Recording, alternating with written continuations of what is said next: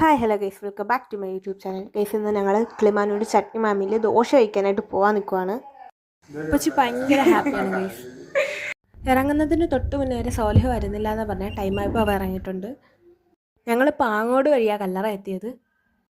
ടയറിൽ നല്ല എയർ കുറവായിരുന്നു, അങ്ങനെ എയർ അടിച്ചിട്ട് നമ്മൾ ബാക്കി പോയത്. ലാസ്റ്റ് അങ്ങനെ കിളിമാനൂർ ചട്നി മാമിയിൽ ഞങ്ങൾ എത്തിയിട്ടുണ്ട്. എപ്പോഴും ഇങ്ങനെയാണോ, ഓണത്തിൻ്റെ തിരക്കാണോ എന്നറിയില്ല, ഞങ്ങൾ വന്ന ടൈമിൽ നല്ല തിരക്കുണ്ടായിരുന്നു. സോനുവിനൊക്കെ ഭയങ്കര ക്യൂരിയോസിറ്റി ആയിരുന്നു എൻ്റെ അകത്ത് എത്താൻ വേണ്ടിയിട്ട്. നല്ലൊരു ആംബിയൻസ് ആയിരുന്നു. അവിടെ കയറുമ്പോൾ തന്നെ ഒരു പോസിറ്റീവ് വൈബ് ഫീൽ ചെയ്തു.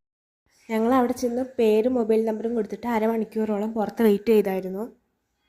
ആ വെയിറ്റിംഗ് ടൈമിൽ ഇതുപോലെ ചെറിയ ബോർഡ് വായിക്കാൻ അവിടെ കറങ്ങി കാണലുമായിരുന്നു എൻ്റെ പണി. കുറേ ഫാമിലീസ് അവിടെ ഉണ്ടായിരുന്നു, കൊച്ചു കുട്ടികളൊക്കെ ആയിട്ട് വന്നവർ.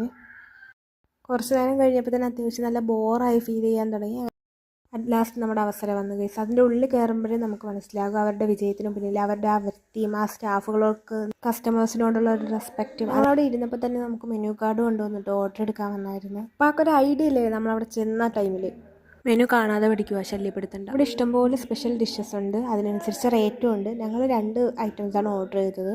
ആദ്യത്തെ ഐറ്റം ഓപ്പൺ മസാല ദോശ ചട്നി ആയിരുന്നു. അതിൽ ചീസ് ബട്ടർ ഇഷ്ടപ്പെടുന്നവർക്ക് ഫേവറേറ്റ് ആയിരിക്കും. രണ്ടാമത്തത് ഇവിടുത്തെ ഹൈലൈറ്റ് ഡിഷ് ബാഹുബലി ദോശ.